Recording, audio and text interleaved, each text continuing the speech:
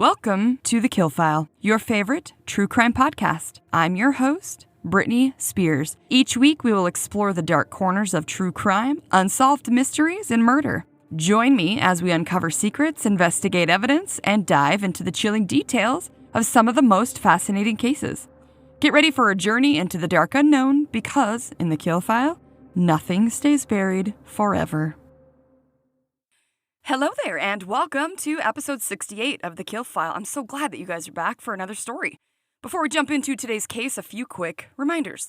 Please take a second to rate, review, subscribe, or follow wherever you get your podcasts for new episodes every Monday and for updates about the bonus content coming out very soon. The hidden files will be rolling out over on Patreon, and if you're interested in more content from me, you can pay a few bucks a month for more. As the podcast grows, so will the perks of joining. The hidden files will be similar to our regular cases, but they will be a tad different. Instead of just straight up true crime, we will branch out a little. Still with crime, of course, but we will cover things that we may not cover here on Mondays. For example, episodes may be about mobsters' lives, or plane crashes, maybe some uprisings. Another category that I'm looking to get started, hopefully one day, will be called listener files, where you guys can write in some true crime stories of your own, and I will compile them into episodes so that we can share our own experiences and how they might have affected us, or what we were thinking or feeling while that was happening. I'm always interested in the human experience of any kind of trauma or experiences outside of what we might consider the norm. They can be anything from a murder that's happened when you were younger that stuck out to you, or maybe in your own town now that's not well known. Maybe you'll write in about how your granny ended up being a spy and no one ever knew. Or maybe your sister was a badass that prevailed from an attack and she wants to share her story. Short or long, light or dark, write those in to thekillfilepodcast@gmail.com. Or you can submit the form right there on the website at thekillfile.com, where you can write out your story or you can submit a case you want me to cover. Also, while you're there, feel free to check out the merch site. We put up some new hoodies and sweatshirts that are funny and fun, and I'm really excited about mine. I am definitely in my cozy sweatpants and no hooded sweatshirt era right now because I just don't give a fuck at 39 years old. I want to be comfortable and cozy, all right? I've earned it. Anyways, grab your guys' gear now so you can support your favorite true crime podcast with the rest of us. And all 100 of us, or whatever, can somehow spot each other out in the wild in our gear. Okay, that's it for business. Let's talk about today's case. Today, we are going to talk about a trio that is, for lack of a better term, they're wastes of human existence. We are going to be talking about the Briley brothers. Trigger warnings for today are going to be sexual assault, rape, murder of a minor, as well as feticide and brutality. Let's get to it. The 70s were a time like no other. Hippies, wars, and drugs. People would describe experiencing the 70s as a blur of shag carpets, doctors, smoking in hospitals, smoking sections for students in school, thick flip-flops, a big comb stuck in your hair, stealing your dad's Playboy, and the best part of all was the lack of adult supervision. The Cold War, as well as the fight against the communistic ideals, were ongoing. Spies were being arrested for leaking American documents and classified information as well. Social change was in the air, and the first lawsuit had been filed when husbands couldn't get one of them an American citizenship even though they had been given a marriage license, which would later be revoked, stating that marriage, or the term spouse, is only referring to a man and a woman under Colorado and federal law. Boo, Colorado, you're better than that. The 70s also brought things that we would remember forever, like the Manson cult, Ted Bundy, Son of Sam, among others, and of course, it's when the Supreme Court decided women's rights finally mattered, and Roe v. Wade passed in 1973, which has already been taken away from us. Thanks for that. The capital of Virginia, where our story takes place, Richmond, was not unlike other cities. In 1977, Richmond would do something pretty amazing when it would elect America's first black mayor, a Mr. Henry L. Marsh, along with another black man that was about to make history here as well, when in the 70s a Mr. Douglas Wilder became the first black Virginia state senator. Hell yes. So while I was researching for this case, I wanted to, of course, find out what Richmond was like in the 70s along with the rest of America. And I kept seeing a term that I'd never seen before in my life called white flight. Okay, now keep in mind I'm a historical moron, so if I'm ignorant to things that other people know, I apologize. I didn't give a fuck when I was younger. And to top it off, I had a seriously misogynistic history teacher in high school that made me hate that class. And him. Fuck that guy. Anyways, white flight. Ever heard of it? Okay, so when I looked it up, it's a term used for something that was happening in many areas of the country, and I feel like the effects of this happening are something that we still see to this very day. So white flight is when so many of the white middle-class people of America started moving out of the downtown areas and into the suburbs around the inner city. Now go with me on this because I knew that this was a problem at some point, that basically people of color were forced to live in more poverty-stricken areas, and when their communities would actually start to do well, white people would come riding in and quite literally chase the people out of their homes and burn their fucking homes and businesses to the ground.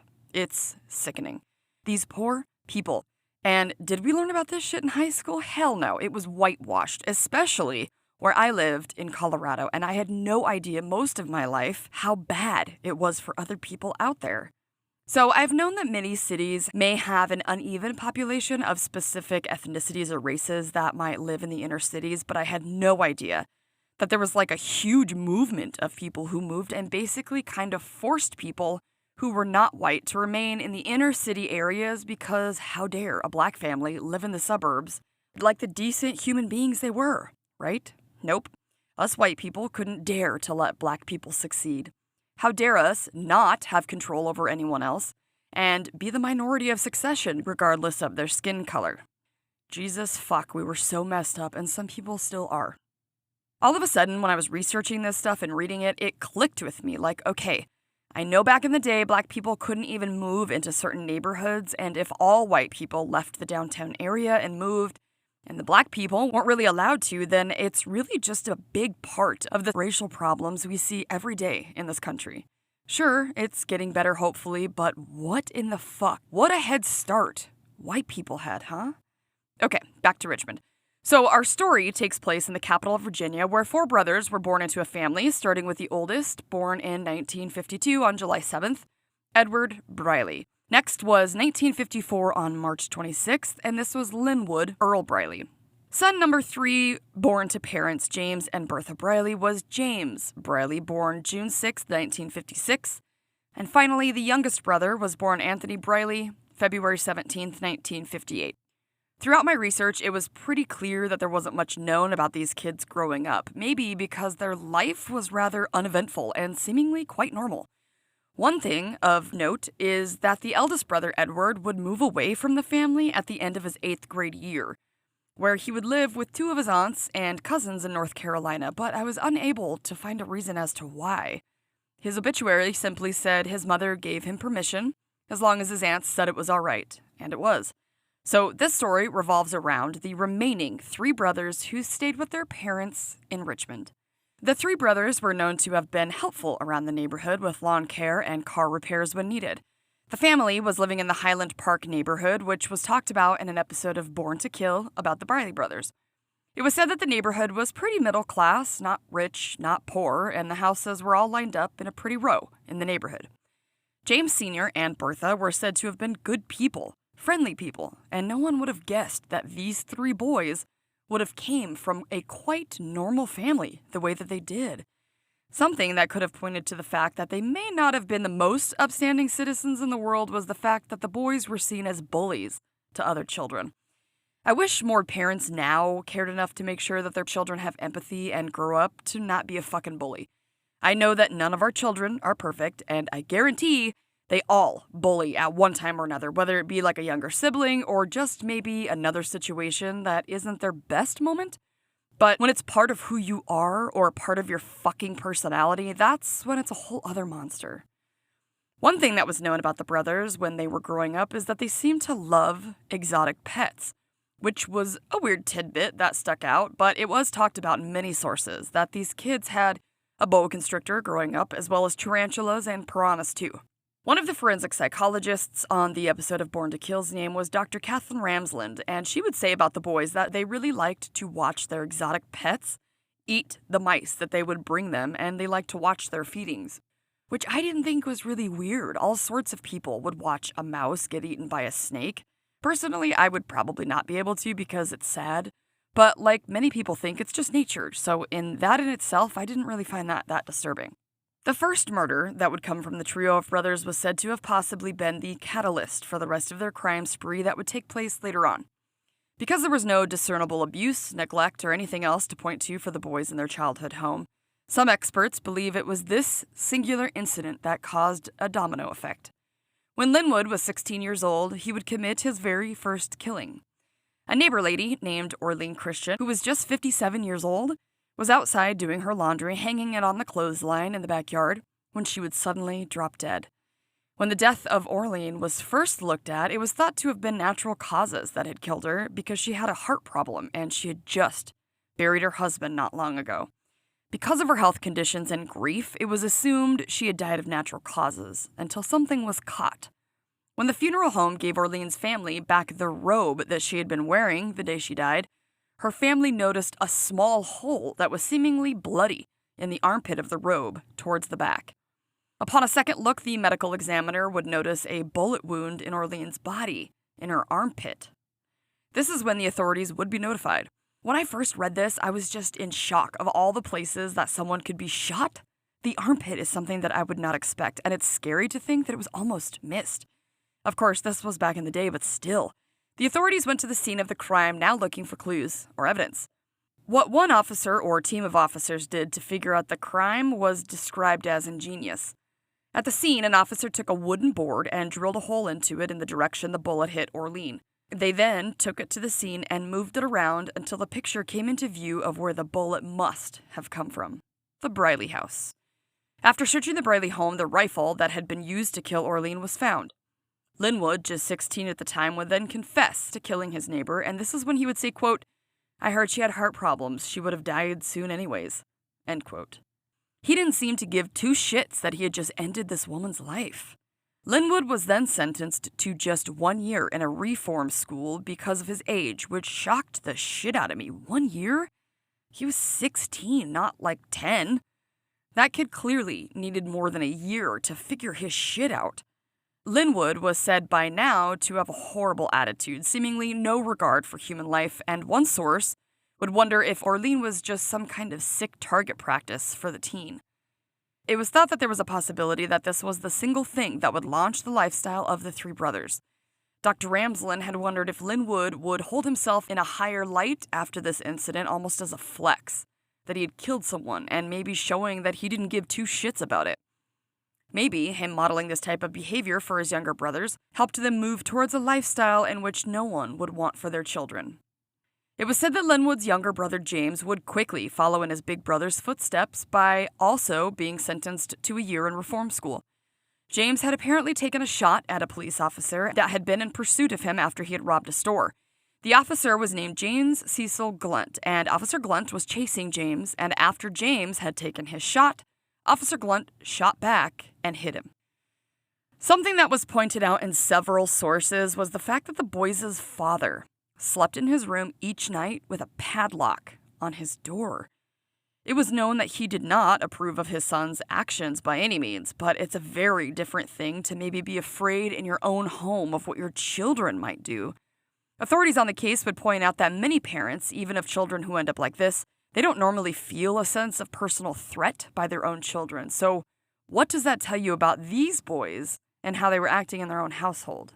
In 1979, the three brothers plus an accomplice would go on a crime spree that would later be called a rampage in the city of Richmond that left everyone in fear. At least 11 people were killed and nearly 20 people injured.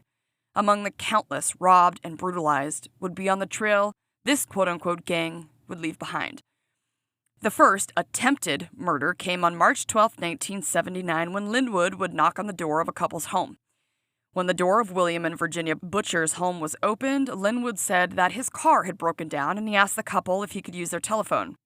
He then forced his way into the home, holding the couple at gunpoint while he waved his other brother, Anthony, inside to help him. The brothers then tied up the couple as they went to each room, stealing any valuables that they could.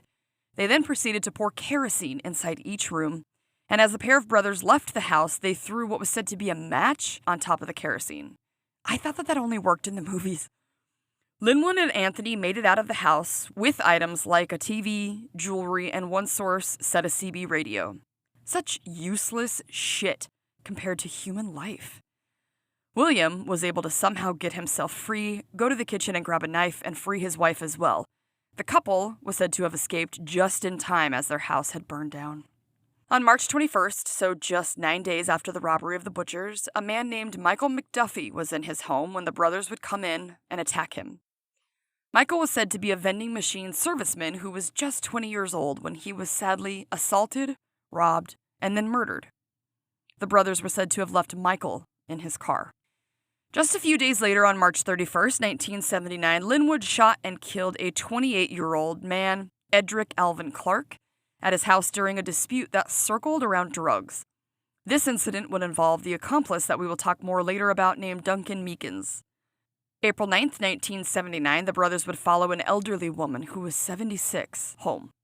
Mary Gowan was leaving her babysitting job and headed home when the brothers had spotted her and decided to be fucking monsters.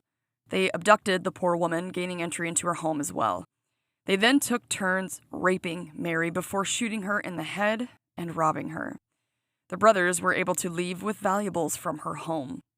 On the episode of the show that I watched, you can see where Mary was living at the time, and that place was not where a lot of crime happened.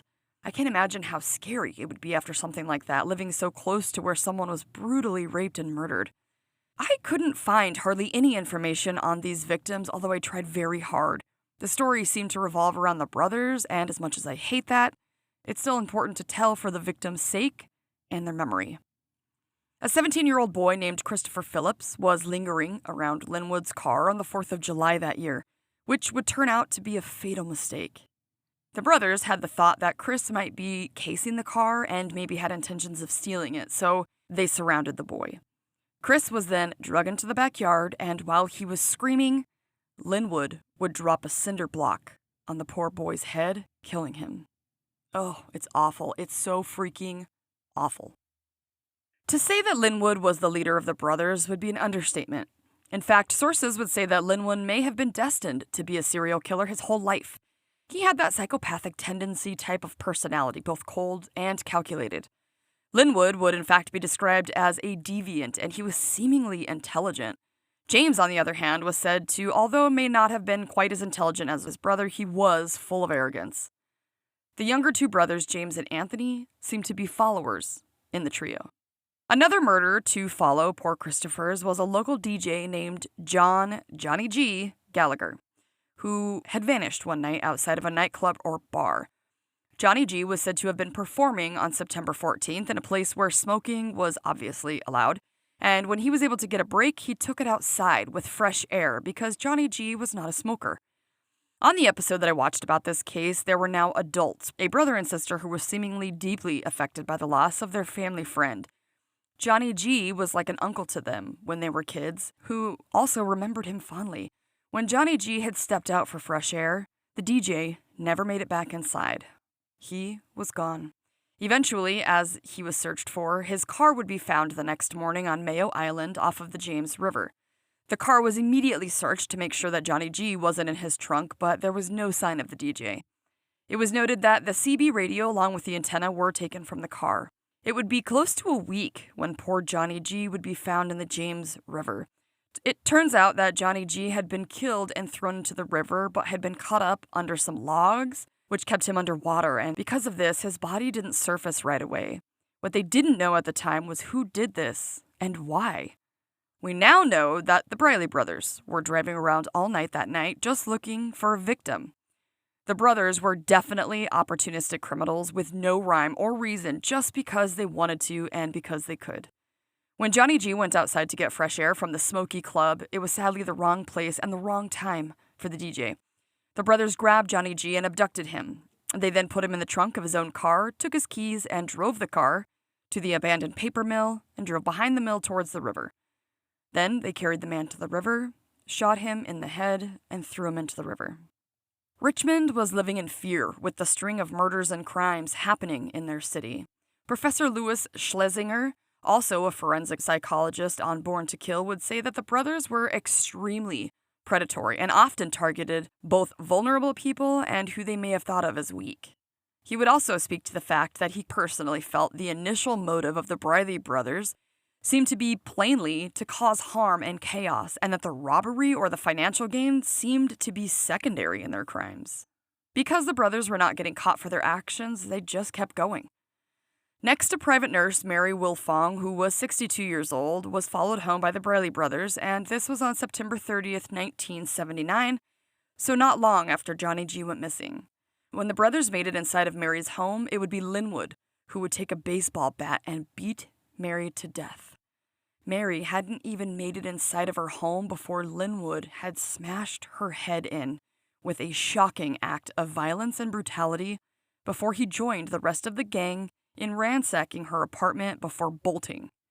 Mary was left to bleed out alone on the sidewalk. So senseless and sad. On October 5th, just a few days later, an elderly woman named Blanche Page, who was at the time a 79-year-old woman and was said to have been paralyzed, had not been heard from in days, nor her boarder. Living with Blanche was a man who rented a room in her house named Charles Gardner, who was 59 years old. When the authorities would find the bodies of both Blanche and Charles, the crime scene was said to have been pretty gruesome. One officer would say that when you looked up the stairs, it was covered in blood. Charles was found in the kitchen, where most of the smell in the house was coming from. He was said to have been killed with numerous weapons in an act of what seemed to be overkill and pure violence. Charles was killed with a baseball bat, a fork, scissors, and knives, as well as both the fork and scissors being left in his back. Blanche was said to have been bludgeoned to death. Stuart Cook, who was the head of homicide at the time in the area, had said that the killers of Blanche and Charles were sending a message that they weren't afraid of anyone and that they could do whatever the fuck they wanted. The last known murders of the Briley brothers were indeed the most brutal and the worst ones yet. Brace yourself. On October 19th, 1979, James Briley had gone in front of a judge because of an alleged robbery back in 1973, and what one source would call a malicious wounding charge. While in front of the judge, James promised to be on his very best behavior and to stay out of trouble while he was on parole and was allowed out on a personal bond. Little did anyone know that this would turn out to be a huge mistake and that this would be the bloodiest day yet. James, accompanied by his brothers, went on the hunt for a victim. As they smoked weed and drank driving around, they would spot someone they knew. A man named Harvey Wilkerson, a man who had known the Briley brothers for a long time. When Wilkerson spotted the Briley brothers down the street, he ushered in his 23-year-old wife, Judy Barton, who at the time was about 8 months pregnant, and his 5-year-old son, also named Harvey.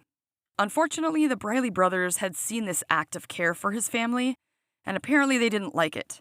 The brothers would approach the door of the Wilkersons' home, and sadly, Harvey was afraid of what would happen if he refused to open the door as he had locked it, thinking that the Briley brothers would just bust in anyways and hurt his family.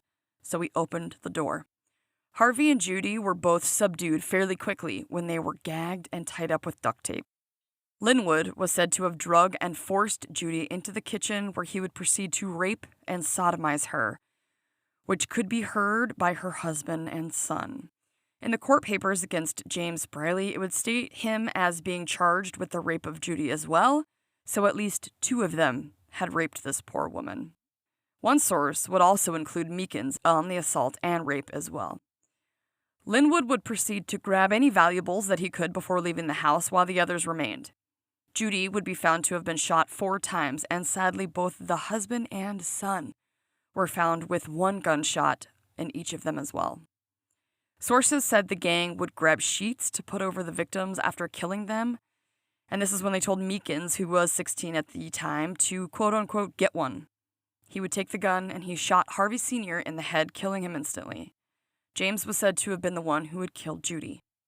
Now, during this horrific act of family annihilation, the police just happened to be in the neighborhood while all of this was taking place, and they actually witnessed the brothers and Meekins running as fast as they could down the street. At the time, the authorities didn't know, though, where the shots were coming from, and dreadfully, the family was not found for another 3 days after the murders. The officer on the case would describe the crime scene after finding out the Wilkerson family hadn't been seen in days. He would say they arrived to the house when the front door was open, and when they went inside, they could see the young boy had been shot and killed on the couch, and both Harvey Sr. and Judy laying on the floor shot to death as well. The officers would say that the family had, I guess, some puppies that had run through all of the blood and that the crime scene was pretty bad. After the murders were found, it would eventually be figured out that it was the Briley brothers who were seen the days of the murders running fast down the street, and the authorities knew that they had their suspects. They would soon all be arrested, with Detective John Gaudet in pursuit in a vehicle behind Linwood driving a car. They would say on the episode of Born to Kill that as they were pursuing the car and speaking into the radio to maybe like their backup or the station, when they would say the suspect was turning right, then the suspect would turn left, and this kept happening. They would eventually realize that the car had a police scanner in it, which is why they knew what was going on and where to turn, and it probably made backup or anyone else coming harder. The car was said to have been occupied by Linwood, his father James, and the accomplice Meekins, as the police had no other choice. They eventually had to run the car into a telephone pole to stop it and arrest Linwood and Meekins. While the brothers and Meekins were being interrogated, it was said that the brothers were very offensive. When one of the detectives said that Linwood was completely uninterested and seemingly fearless of whatever charges or trouble were coming his way, they had mentioned to him that he could get the electric chair for all of this. I guess Linwood threw up his arms in the air and told the officers that he would take it like a man then. Linwood scares the shit out of me. Let me just say that right now. The kind of people who don't give two flying fucks what happens to them for anything that they have done scares me so bad, because where's the incentive to not kill people? There is none, and that's why I think they're so hard to get, you know? Oof, no thank you. During questioning, Officer Gaudet, sorry if I'm saying that wrong, would notice a ring that Linwood was wearing said to be made of turquoise, but on the show the ring looked black, so I was a little confused. But he still noticed the ring, and it had belonged to none other than Johnny G. During all of this, Meekins was eventually offered a plea deal to flip on the brothers and come clean about the crimes, and this is where most of the information on the case has come from. Meekins took the deal being only 16. He would be sidestepping the death penalty. After the trials for the Briley brothers, Anthony would be sentenced to life in prison, but Linwood and James were both given the death penalty. During trial and sentencing, witnesses would say that James seemingly had no reaction to being given the death penalty, no sense of remorse. Not surprisingly, Linwood also seemed to be emotionless with his head down, and was overheard telling his mother, I believe maybe on the phone, in prison, not to worry because the death penalty doesn't happen right away. Neither James nor Linwood seemed to give two shits that they were sentenced to death and would soon be on death row. An appeals lawyer who was assigned to represent Linwood would say that he was pleasant enough when she would meet him and he seemed bright and charming. She would further say that he was a nice-looking young man who spoke well, seemed intelligent, and was seemingly calm but also funny, which really struck me as odd during this case, that this hard-ass criminal who doesn't give a fuck about anybody now has this system in his life of prison where he's told what to do and when, and it got me thinking of maybe being the inside was the very best thing for someone like Linwood. While on death row, Linwood was said to have had a magnetic-type personality, and that it was very clear that people wanted to please him, and one source would say even the guards felt that way. It was said that people were afraid of James during his time in prison. James and Linwood would end up in Mecklenburg Correctional Center to await their execution dates, and that they would conduct their lives while on death row much like they did on the outside. Inside on death row, brothers would end up being in a gang where they would be the leaders and would run a pretty operational drug business.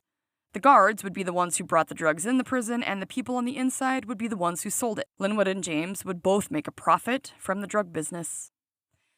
In 1984, the two brothers on death row would be a part of a rather intricate and well-put-together plan of a prison escape that, once executed, would be considered one of the biggest prison breaks in history.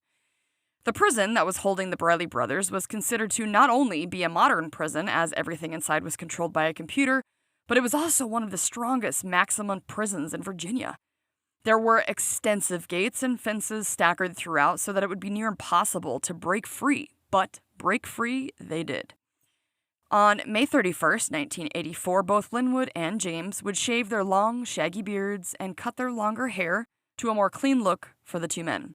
James would then somehow trick one of the guards into opening up the guard room door, where a man who would help the brothers escape, named Earl Planton, would rush inside of the guard room, and he hit the button that opened all of the cell doors inside.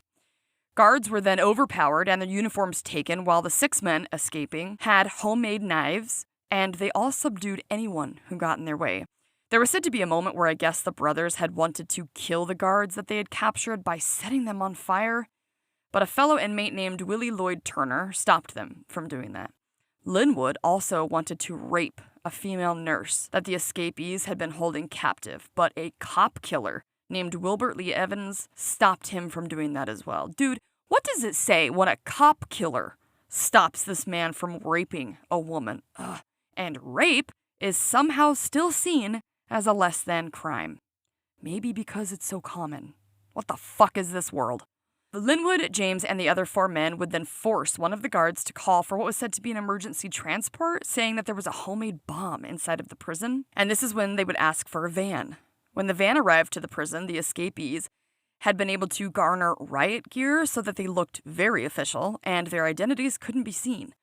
While they were on foot, they had gone across the facility and had taken a TV out of one of the rooms. They threw a blanket around it, and then they sprayed it all with a fire extinguisher, which was pretty brilliant because when the transport van showed up, it would look like these officers in riot gear were carrying out some type of homemade bomb, and they wouldn't even be questioned. They were able to get the guards to open the doors at the same time because, of course, who wants to fuck around when it comes to a bomb? And then they got into the van, and they simply drove away. It was a really smart and well-thought-out plan, and it worked. Everyone in Richmond was panic-stricken when the news of the escaped convicts hit the area. People everywhere were double-checking that their doors and windows were locked tight. Residents made sure their porch lights were on, and one source would say that there was far less people on the street as fear took hold on the city's people.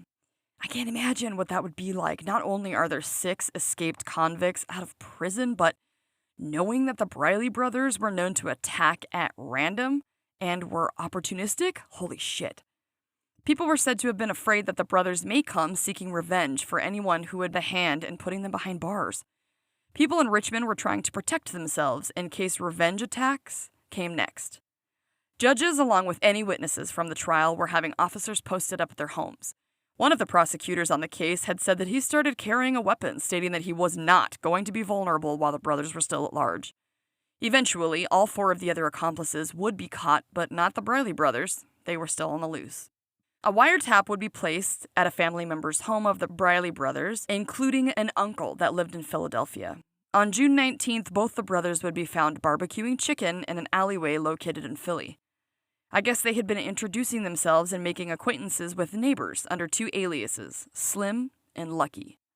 Boy, if people had known who they were really meeting, am I right? Holy shit. After the brothers were both recaptured and put into prison, their executions would be carried out within just 1 year's time. Linwood Briley would be executed on October 12, 1984. It was said that Linwood was what people called a coward, and he would not even walk himself to the chair. Instead, he had to be sedated and then carried to the electric chair. James was then executed on April 18, 1985. I found at the very last part of my research that Linwood had a son named Norman Laquan Ampey, who sadly would end up serving time in prison for a bank robbery and would pass away in 2015.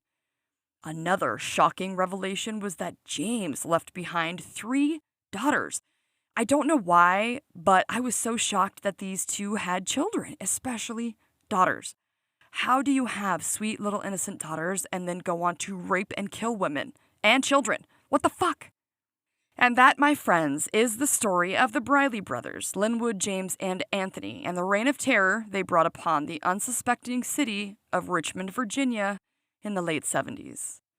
Their poor mother has lost 3 of the 4 of her sons. I mean, Anthony is still alive, and as far as I can see, even though he comes up for parole every few years, he continues to be denied, but still, I feel so bad for her. How do all 3 of your kids end up being shitbags like that? I agree to an extent that Linwood was setting the example for the rest of the boys and that they probably wanted to do things like he was, but they made clear choices to go along with the horrible acts, so you can't exactly say that it's all of his fault.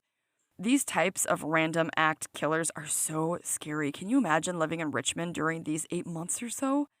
I would have been terrified to even leave my house. What if they just happened to pass you? The brothers didn't really seem to discriminate against any skin color or financial status, just whoever they saw, whenever they saw them. I hope James's daughters have been able to lead a somewhat normal and peaceful life. That must be hard knowing the person that your father was. I wonder if the brothers really just thought they were never going to get caught. And what about their fucking prison escape, right? The plan was fucking genius. I hate to say it, but I can totally imagine in the chaos and confusion that it wouldn't have been given a second thought to open the doors of the prison to get the damn bomb out. Also, imagining what the people in Richmond felt like when they found out, holy shit, that's terrifying.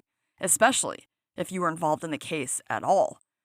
Why do people always go to their family or friends, though? Like, duh, they're going to find you. If you don't run as far away from anything you've ever known and pretend to be someone else completely, you're gonna go back, dumbass. I'm sure it's a lot harder now to try and pull this shit with all the technology we have. Thankfully, they were caught and put down because clearly they were still a threat to the public. Well, I hope you guys enjoyed learning about this fucked up family as much as I did, and I hope to see you guys next week for another case here on The Kill File where nothing stays buried forever. Stay safe, you guys. Bye. All right, guys, that's going to do it for today. A few quick reminders before you go. Please don't forget to subscribe, rate, and review on your platform. It will help the podcast grow and other true crime lovers to find us. Also, check out the website, TheKillFile.com, where you can suggest a case, find our merch shop, and submit a listener file. Follow The Kill File on your favorite social media platforms. We're on Facebook, Instagram, Blue Sky, and TikTok. Of course, you can always subscribe on YouTube as well. Find all of the links for the socials on the website. Come back on Mondays wherever you get your podcast fix when we will cover another case on The Kill File where nothing stays buried forever. Stay safe, you guys. Bye.